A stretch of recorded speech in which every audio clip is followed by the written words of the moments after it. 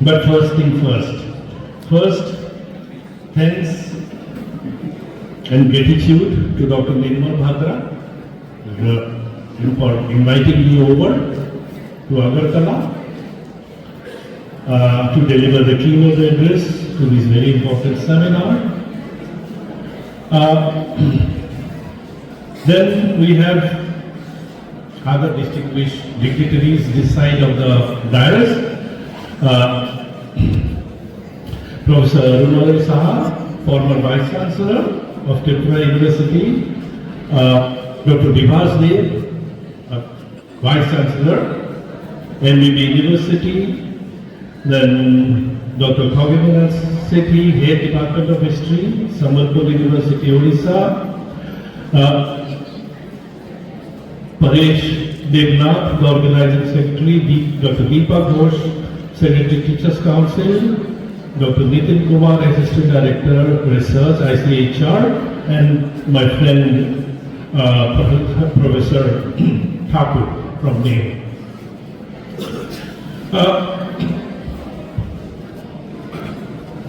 The seminar is titled Revisiting and Reconstructing the History of Northeast India with special reference to Tripura.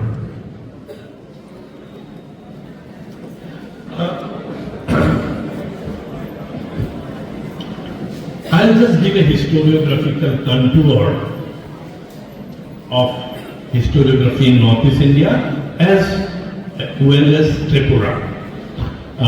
I do not know much about Tripura, but whatever I could read, I'll have my understanding of the history of Tripura.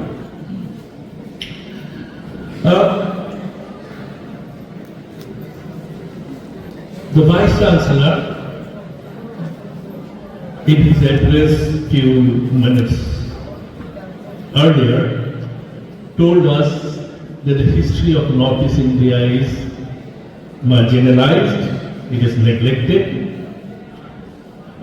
We all know it is neglected. We all know it is marginalized. In 1906, a very important book was published in North. 1906, more than 120 years. It was written by Sir Edward Gage. The name of the book is A History of Assam. Those days Assam means the entire Northeast India. In the preface of his book, he said he was compelled to write the history of North Assam because the history of Assam has been marginalized and neglected in the history of India that it has been written that time. You can understand, we are talking about historiographical marginalization of Northeast India now. But 120 years, the book, 120 years back, when history of Northeast India was written first time, even then the author, who himself was an Englishman, had talked about this neglect and marginalized. I want to understand, why is this marginalization? Why is this exclusion of Northeast India from the history of India? I'm not sure you will agree with me, but these are my ideas. History writing is not an ordinary practice. History writing, we say historical practice, meaning the practice of writing history is actually political practice. And you will also notice that everybody, even though they do not write history, they can talk about history.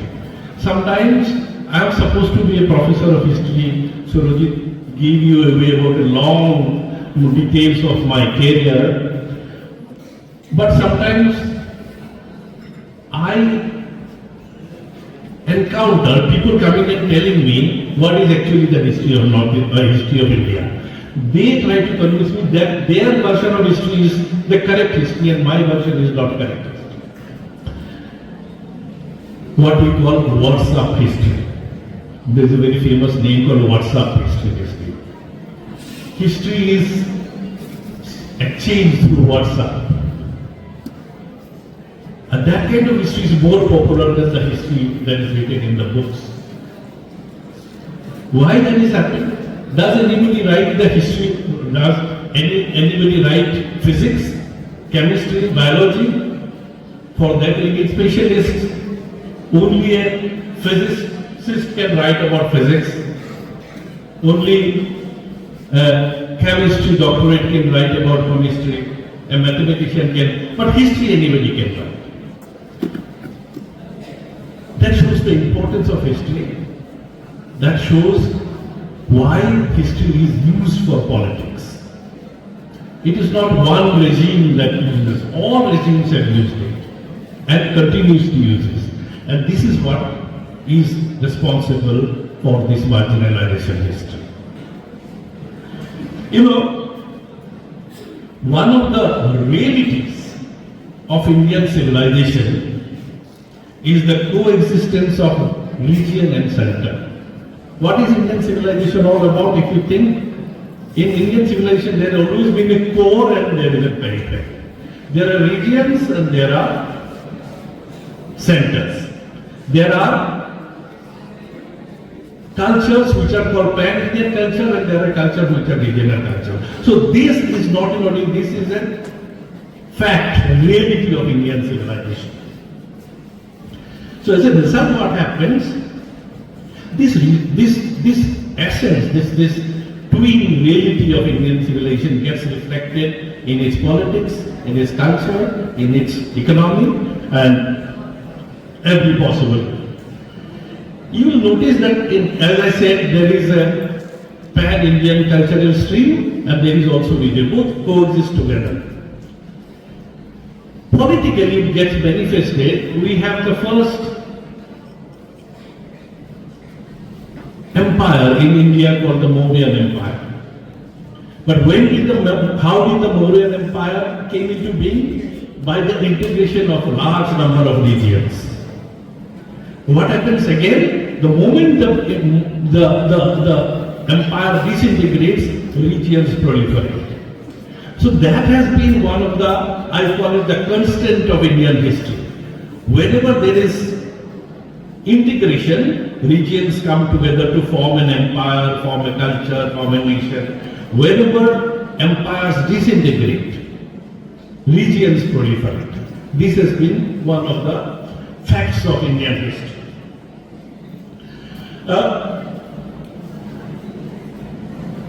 The rise of British power, this happened Mauryan to Mughal, everything.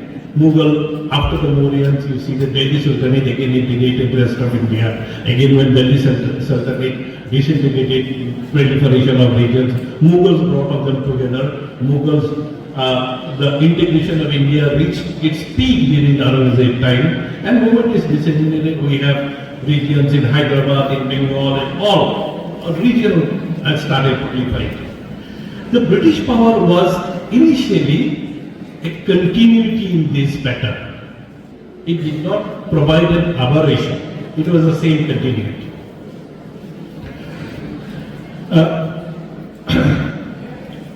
What is a region? What is a region in Indian civilization and context? India, and if you study other parts, most parts of the world have similar core and periphery, region and center.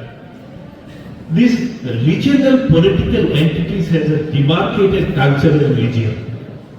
This what Nihar Ranjan Rai calls it regionalism. We also call it regionalism sometimes. This regionalism is manifested in the formation of cultural communities. Okay? So in Bengal we have Bengali culture, Bengali language. In Tamil Nadu we have a Tamil culture, Tamil language. Similar, the rest of, in fact, we have 30 states at least 30 major regions, 30 major cultures, but in between there are hundreds of them more. Maharaja calls them cultural ecological zones. Each of political entity in the regions is actually cultural ecological zone. And these are, you can call these regions in political terms as region, but otherwise these are regional entities.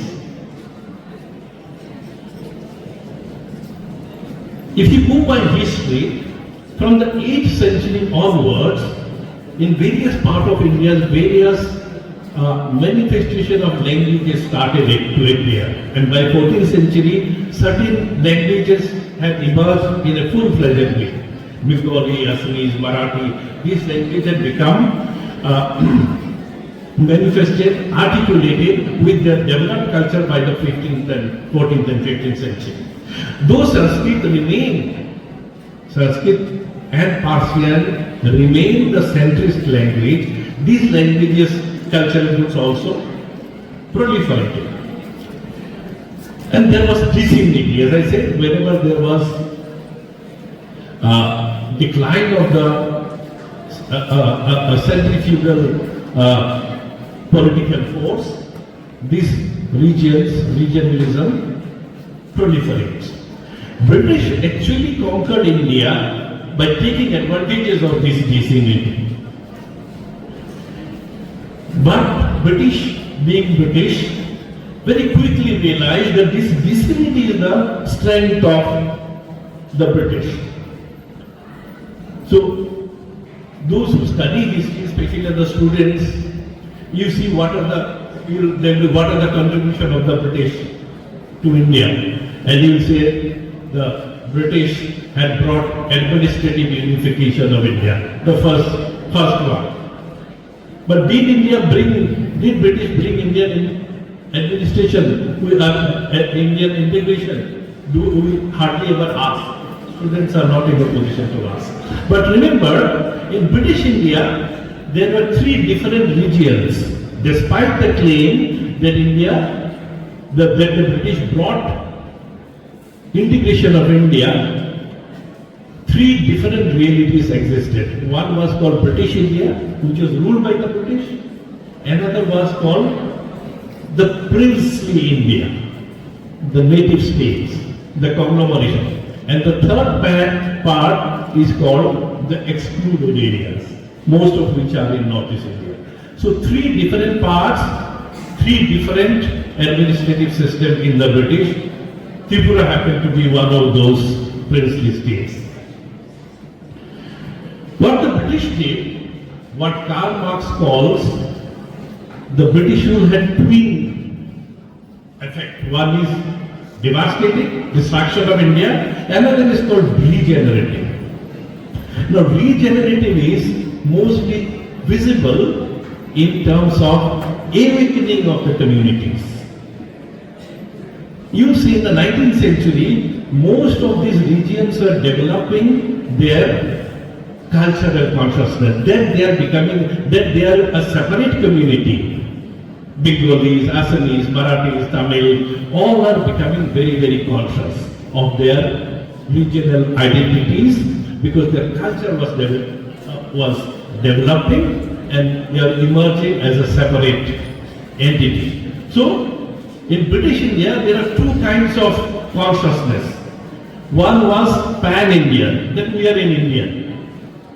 At the same time, we have a similar thing, I am a Bengal, I am an Assamese. So twin consciousness was running parallelly in British India as a result of this regenerative impact of the British. So there are works by Professor Sudhir Chandra who talked about in 19th century there are 3 different cultural communities like the Assamese, Oriya, Gujarati and Bengalis. He did not study others who had unique cultural consciousness who were developing as an independent community, independent cultural community simultaneously with the pan-Indian consciousness. We have the Punjabis who are fighting for for the freedom of India. At the same time, they had the Akali movement, which talked about the Punjabi nationality, Sikh nationality rather. Tamil Nadu, we have Pan-Indian movement, at the same time, Dravida movement. Similarly, Telugus were suppressed under the Madras presidency. They wanted that they should be released of the Tamil supremacy over them, like the Assamese and the Odias were fighting against Bengali supremacy. They wanted to be free of the Bengali oppression. So we have organizations like Karnataka Mahasabha, Andhra Mahasabha, Utkal Sammelani, Vishal Andhra, Aikya Kerala, Samyukta Maharashtra, Punjabi Subha. All these movements were going on at the same time when Indian freedom struggle was also going on. Unfortunately, these movements are not taught in our textbook. But we have talked about the freedom movement, the nationalist movement. But these are also nationalist movements. These are not taught, but nevertheless, they continue. These movements continue. And not only the British realized, the representative of Indian nationalist aspiration, the Indian National Congress, also realized. So as early as 1920, in the Nagpur session of the Indian National Congress, they decided that the principle of linguistic provinces will be the basis of Indian politics after independence. Means the state will be divided according to linguistic formations. Later on, the All India Party also created a committee called what is called the Motilal Nehru Committee, which is submitted a report called Motilal Nehru Report in 1920. That also suggested that after independence, or even when the British introduces reforms, the regions of India should be divided into a federation, and that federation will be on the basis of linguistic principle. So all linguistic groups have the right to autonomy, right to pursue their own language and culture. That has been recognized by the Indian National Congress as early. It was reiterated in 1945-46, 1937-1940 in the election manifesto of the Congress Party. So what I am saying is that these twin realities of Indian history, region and nation, or we can say center and periphery, that India was a conglomeration of cultural communities has been recognized not only by the British but also by the Indian National Congress. Now, how did the Indian historians deal with this problem? Indian historiography had to grapple with the reality of the coexistence of these regional polity and centralized states. History of the provinces became regional history, and history of the center, that is Delhi, became Indian history, quote unquote Indian history.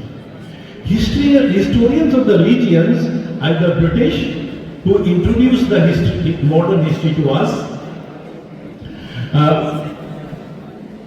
wrote what came to be known as regional history, whereas the history of the Mauryas, Guptas, Sultanates, Mughal and British were regarded as Indian history. So whenever at the center a particular power is ruling, when we study about them, it is national history. But whenever, if the British rule in India, British rule from India, from Delhi, so it is Indian history. But when the same British rules, say Assam, it is regional history. So that is the dichotomy Indian historians were facing. The center wrote history from a centrist point of view,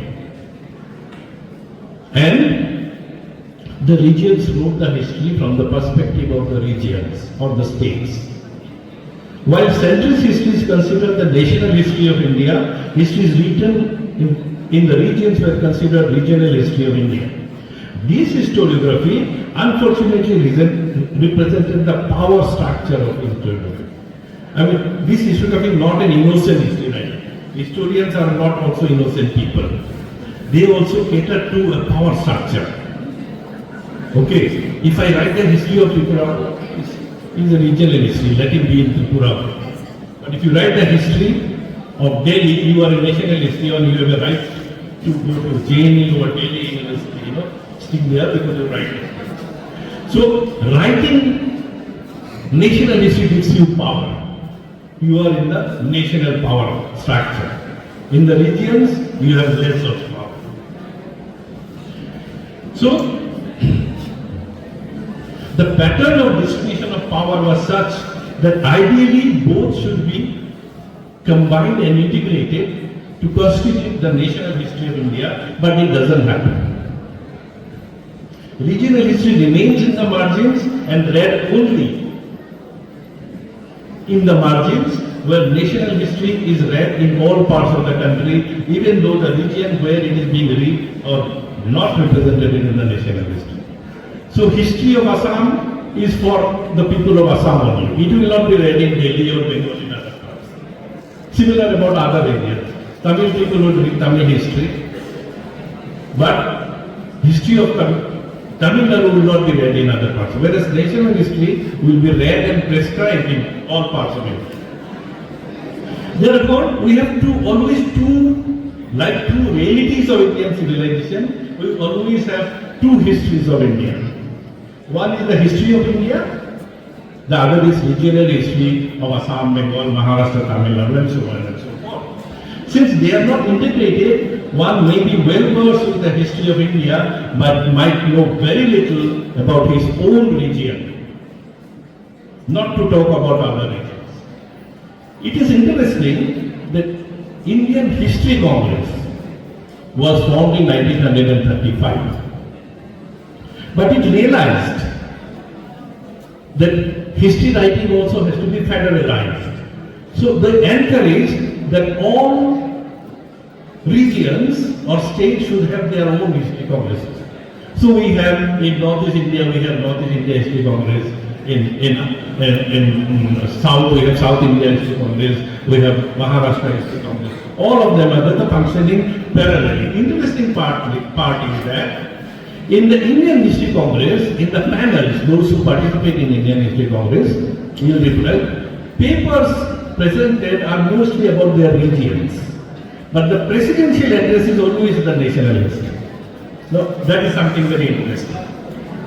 The other important part is that this regional history that has been researched and presented in the History Congress very often doesn't find a space in the national history textbooks. You will find, you just check, those who are interested, check the bibliography of the standard modern Indian textbooks like Bipan Chandra, Sumit Sarkar or Shekhar Bandyopadhyay. You will not find a single reference of any material that has been published in the Indian History Congress recipes. So they remain in the Indian History Congress proceeding only. They are not included there. One of the earliest to realize this dichotomy of Indian history was none other than Bankim Chandra Chattopadhyay. He is in news these days because of his Bande Mataram.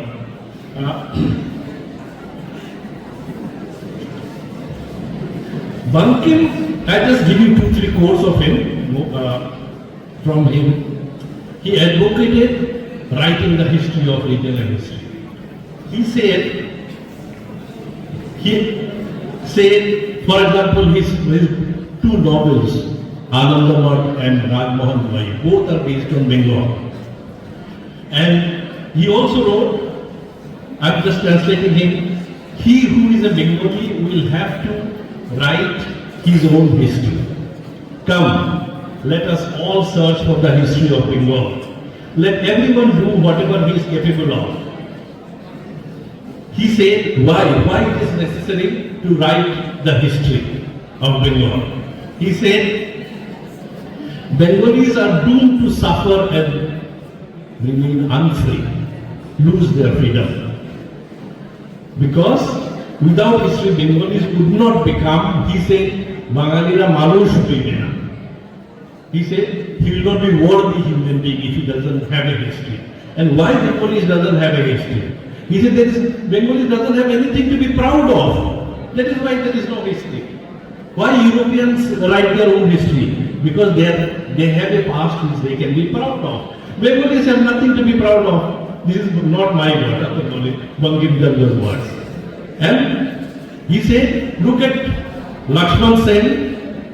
Bakhtiyar Khilji comes with 17 horsemen and occupies the entire Bengal. And Lakshman Sen, who is the then ruler of Bengal, escapes from the back door of his palace with more than 1 lakh soldiers. He doesn't want to fight. And therefore Bengalis have nothing to be fight. He said most of India doesn't write their own history because they have nothing to be proud of. Europe write their history because they have a past which they can be proud of, and advocated therefore Bangim Chandra that Bengalis should write their history, because if they do not write history, others will write their history, and that will be misrepresentation, mythification of the history.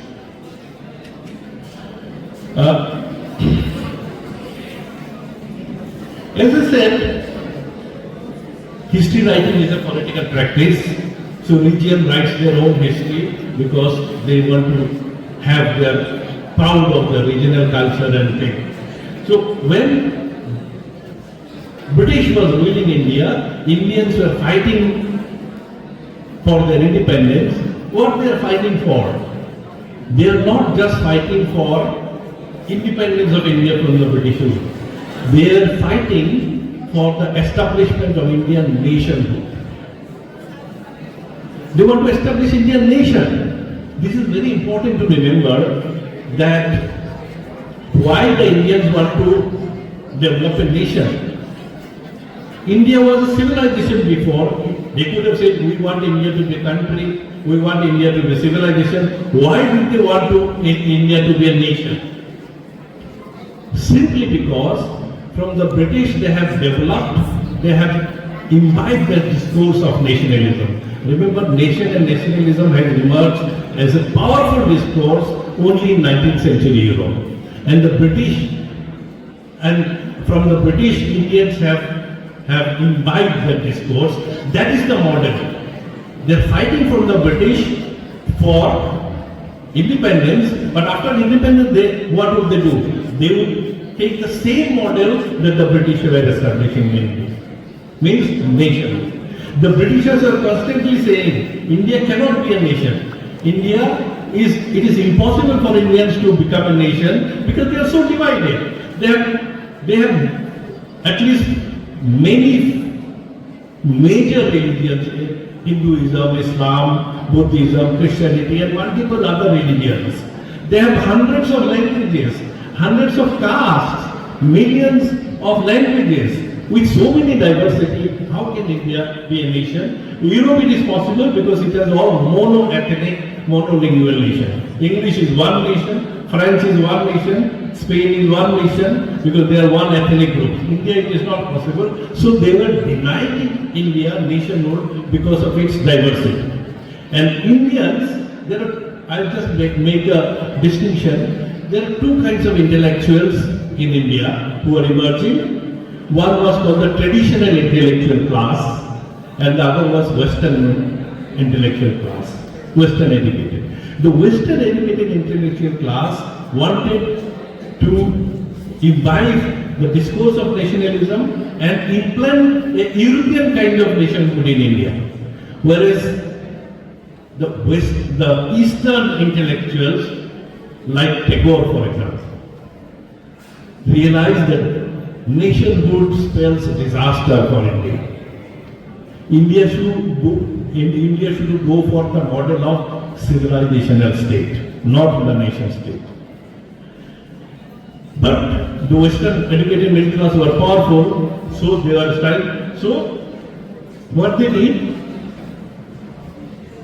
to convert the Indians into a nationhood, they have to propagate a single nationhood, single language, and therefore national history, a history of Indian nation becomes impossible. You read Nehru's discovery of India. It is about the Indian history. There is no regions there. So through this kind of work, they are propagating Indian nationhood. And the regional history, regional culture are undermined or suppressed, subsumed in that discourse. You realize that regional history of India, regional culture of India are richer in terms of historical chronicles. For example, we have the Burunjis in Assam, the Chaitara Kumbhaba in Manipur, the Rajwala in Tripura, the Bansavalis in Kuch Bihar. They are state-sponsored chronicling of their history.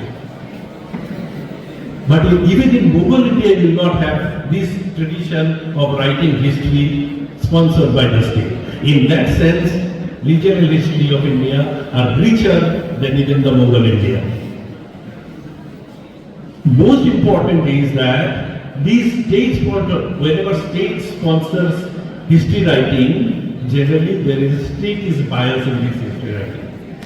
But most of these work that I have mentioned, either in Burunjis or Rajwalas or Bansavalis, there is no state subjectivity. That is the best part of it.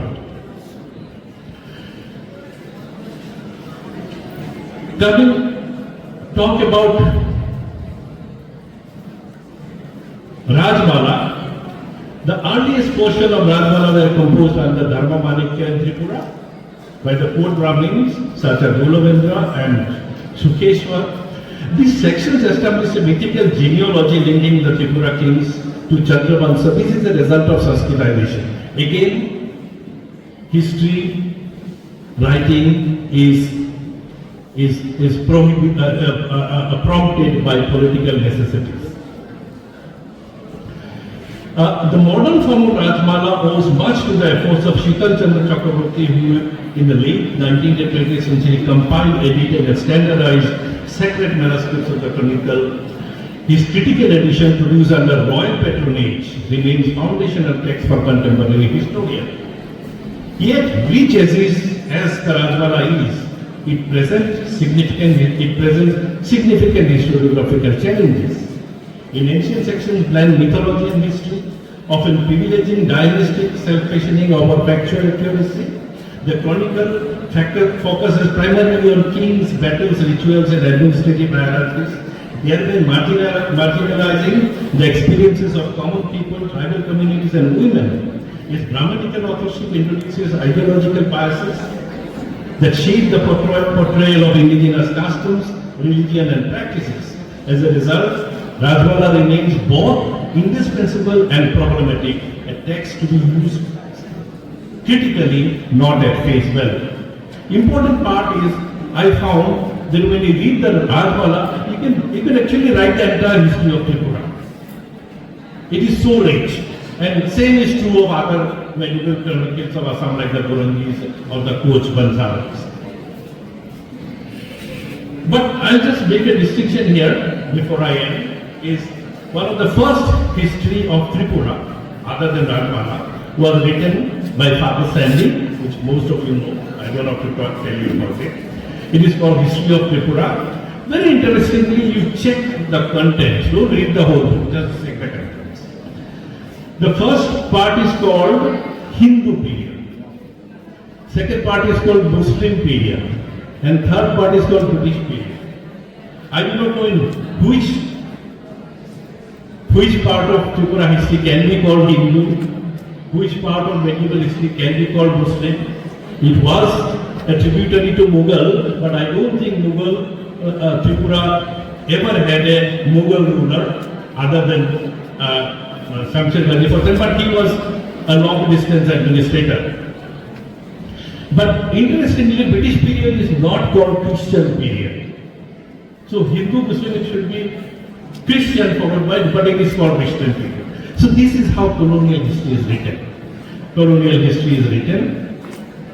And like other books, this book is also not free from controversy therefore. The period mentioned for Ratnamanikya dated 1279 AD was incorrect as the coin discovered later on which was struck and issued on the occasion. of the coronation ceremony of Ratnamanika. Moreover, Sandy stated that Samarendra Dev Burma lost the case claiming to the ipso facto successor of Juvaraj from Lord Thakur, which post he had been nominated by Father B. Chandra Manik. So, a lot of inaccuracies are there in Father Sandy's book, though it is used very common. The medieval period of history, again, you start from Dharma Manikya and till Tripura becomes a tributary to the Mughal state, not the hill Tripura, but the plain Tripura. And then East Tripura was one of the first to come under East India Company long before, see, the rest of Northeast India came under British rule only in 1824. Tripura, because of its proximity to Bengal, came under the contracted East India Company in 1761 itself. We have the book I have wrote. I'm sure there are many more recent works which I'm not familiar with. The works of Pannalal Roy or the Deepak Chaudhary, Devabrata Goswami, Mahadev Chakravarti, Ranjit, these are the people who have written about the modern period in Tripura history. But these are basically contours of things. Much research is necessary to go deeper into the thing. I just end with a summarization of what I said. As I said, historical practice is actually a political practice. Therefore, when we write history, political subjectivity is either from political ideology or racial or ethnic bias comes in. And that is what we have to be careful.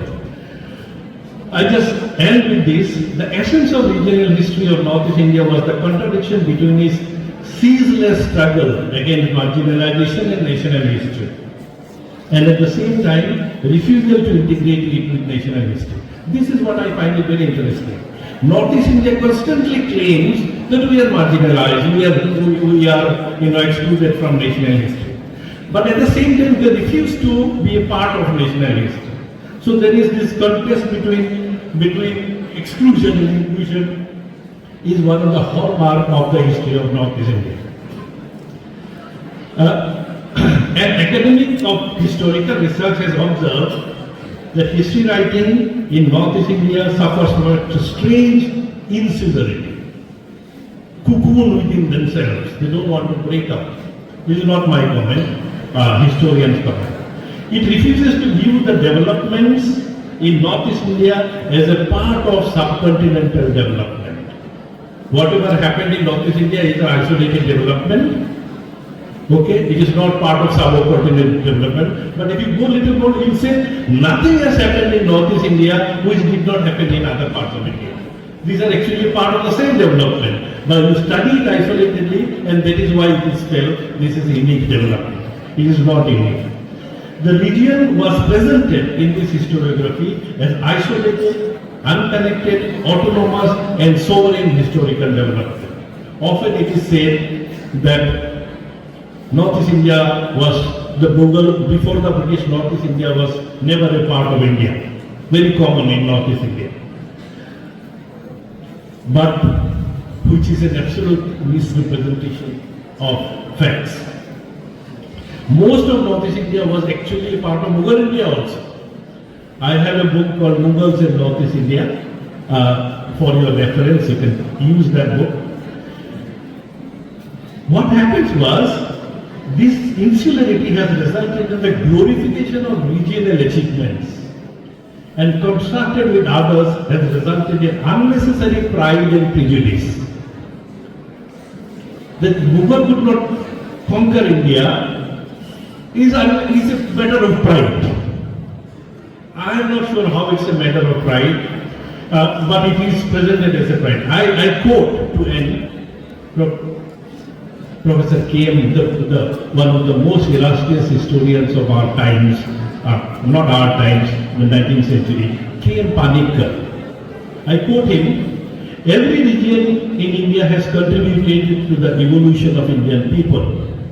Every group added to our common heritage. Every part of India has its heroic period, forgetting these historians often contributed to false pride, resulting from the glorified self-image of our different areas. This is the most dangerous development. Political appropriation of historiography has been common strand and part of the nation building process of post-colonial India. It is perhaps nowhere more prominent than in Northeast India. Thank you.